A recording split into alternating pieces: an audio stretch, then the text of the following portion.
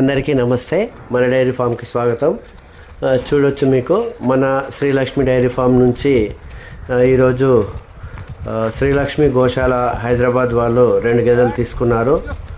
వాళ్ళకి మనం ఇప్పుడు గేదెలు ఎక్కిస్తున్నాం. అవి వాళ్ళు నిన్న వచ్చారు, ఒకసారి చూశారు, చాలా క్వాలిటీ గేదెలు ఉన్నాయని చెప్పేసి మళ్ళీ ఈరోజు రావడం జరిగింది మన దగ్గరికి. కాబట్టి ఇలాంటి గేదెలు మీకు కూడా కావాలనుకుంటే మన శ్రీలక్ష్మి డైరీ ఫామ్ సంప్రదించండి.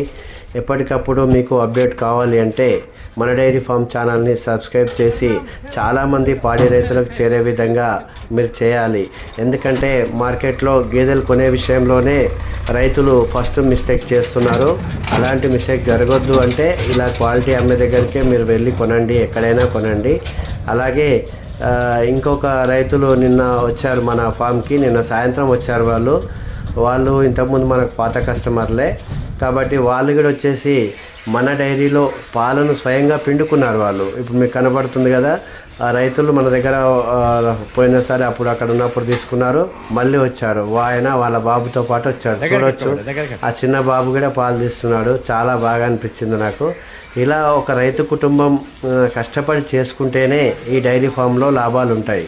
కాబట్టి మనం కూడా ప్రతి రైతు గేదెలు తీసుకోగానే సరిపోదు, వాటిని సరిగా చూసుకొని మెయింటైన్ చేస్తే మంచి గేదెలు తీసుకపోతే మీకు డైరీలో ఎటువంటి నష్టం జరగదు. ఇలా చూడొచ్చు ఎంత చిన్న బాబు పాలు తీస్తున్నాడు.